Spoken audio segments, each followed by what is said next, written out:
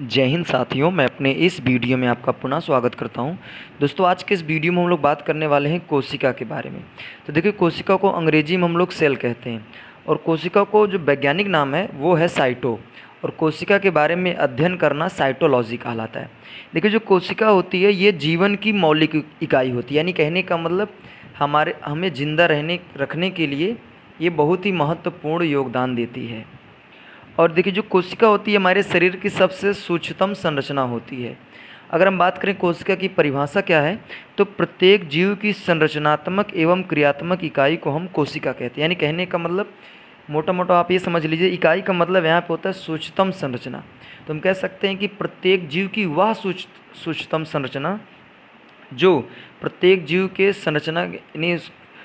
संरचना के निर्माण में और समस्त क्रियाकलाप को कराने में सहायक होती है, उसी सूक्ष्मतम संरचना को हम लोग कोशिका कहते हैं।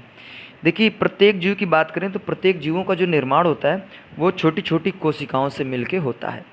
आइए हम लोग बात करने वाले हैं कोशिका से संबंधित महत्वपूर्ण खोजों के बारे में। देखिए, पहला नंबर हम बात करें रॉबर्ट हुक। तो रॉबर्ट हुक ने सन 1665 ईस्वी में सर्वप्रथम सरल सूक्ष्मदर्शी द्वारा कार्क, देखिए कार्क एक पौधा होता है उसी का टुकड़ा, तो कार्क के टुकड़े से कोशिका की खोज की। हालांकि इन्होंने जो कोशिका की खोज की थी वह कोशिका मृत कोशिका थी। देखिए, जब ये कार्क के टुकड़े से कोशिका के बारे में पता कर रहे थे यानी सूक्ष्मदर्शी के द्वारा, तो उनको कुछ इस तरह की संरचना देखने को मिली थी, तो इसी को उन्होंने कोशिका बताया था। उसके 9 साल बाद सन 1674 ईस्वी में लीवेनहॉक ने इन्होंने क्या किया था, उन्नत सूक्ष्मदर्शी द्वारा तालाब के जल में स्वतंत्र रूप से जीवित कोशिका को पता लगाया था।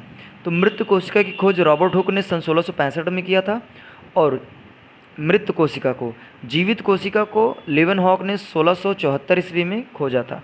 उसके बाद नेक्स्ट नंबर आते हैं 1831 में रॉबर्ट ब्राउन। तो रॉबर्ट ब्राउन ने ये बताया था कि कोशिका के अंदर एक केंद्रक होता है, यानी कोशिका को जो मध्य स्थान होता है उसी को हम लोग हालांकि केंद्रक कहते हैं। तो रॉबर्ट ब्राउन ने ही 1831 में कोशिका के अंदर केंद्रक की खोज की थी। उसके बाद स्लाइडेन एवं स्वान, ये दो ऐसे वैज्ञानिक थे जिन्होंने 1838 और 39 के दरमियान इन्होंने ये कोशिका सिद्धांत को दिया था। और कोशिका सिद्धांत में इन्होंने ये बताया था कि समस्त जीव, चाहे वो पौधे हों चाहे वो जंतु हों, सभी छोटी छोटी कोशिकाओं से मिलकर बने होते हैं। उसके बाद 1839 में ही पुरकिंजे नामक वैज्ञानिक ने ये बताया, यानी इन्होंने बताया कि कोशिका के अंदर कुछ द्रव्य पाए जाते हैं जिन्हें जीव द्रव्य कहते हैं। तो जीव द्रव्य की खोज पुरकिंजे ने 1839 में की थी। उसके बाद एक नए वैज्ञानिक थे जिनका नाम था विर्चो। ये 1855 में कोशिका सिद्धांत को बढ़ाया और बताया कि सभी कोशिकाएं जो होती हैं ये पूर्ववर्ती कोशिकाओं से बनी होती, यानी कहने का मतलब नई कोशिका को जो निर्माण होता है वो पुरानी कोशिकाओं से ही होता है।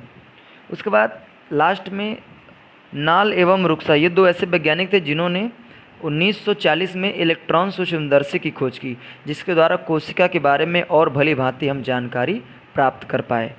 अब आइए हम लोग बात करने वाले कोशिका की विशेषताएं। देखिए, कोशिका की कुछ महत्वपूर्ण विशेषताएं हैं।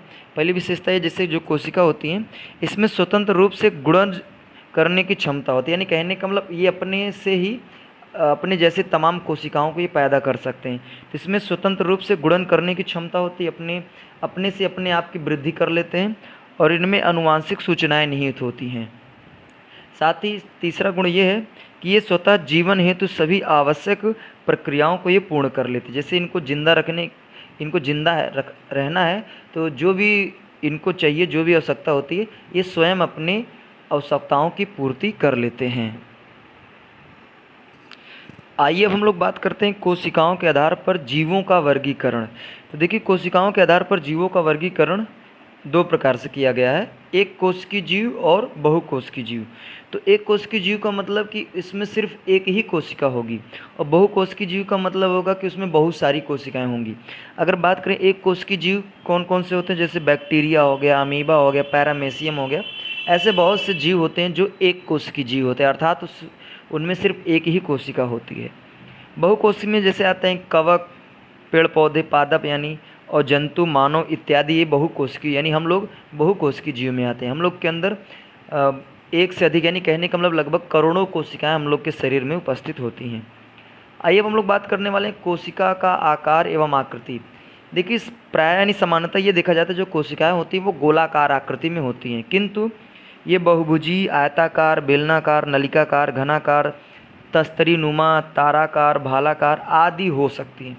तो सामान्यतः जो ज़्यादातर देखा जाता है वो कोशिकाएं गोलाकार संरचना में पाई जाती हैं, जबकि कुछ और भी संरचनाओं में कोशिकाएं देखी गई हैं, जैसे बहुभुजी, आयता, ऐसे तमाम तरह की संरचनाओं में कोशिकाएं हमें देखने को मिलती हैं। देखिए कोशिका जो होती है ये अति सूक्ष्म संरचना है और इसे हम नग्न आँखों से नहीं देख सकते। यानी कहने का मतलब कोशिका इतनी अति सूक्ष्म संरचना है जिसको हम लोग नग्न आँखों से नहीं देख सकते। अगर हमको इसको देखना है तो हम लोग सूक्ष्मदर्शी की सहायता से आसानी से इसको हम लोग देख सकते हैं। तो उम्मीद करूँगा दोस्तों आज के इस वीडियो में हमने बताने का प्रयास किया कोशिका क्या है, कोशिका से संबंधित महत्वपूर्ण खोज और कोशिका के आधार पर जीवों का वर्गीकरण, साथ ही साथ कोशिका किन किन आकार में हमको मिल सकती हैं, सारा कुछ हमने डिस्कस करने का प्रयास किया। उम्मीद करूँगा दोस्तों ये वीडियो आपके लिए काफ़ी हेल्पफुल रहा होगा। दोस्तों इसी तरह मिलेंगे अगले वीडियो में, तब तक के लिए जय हिंद।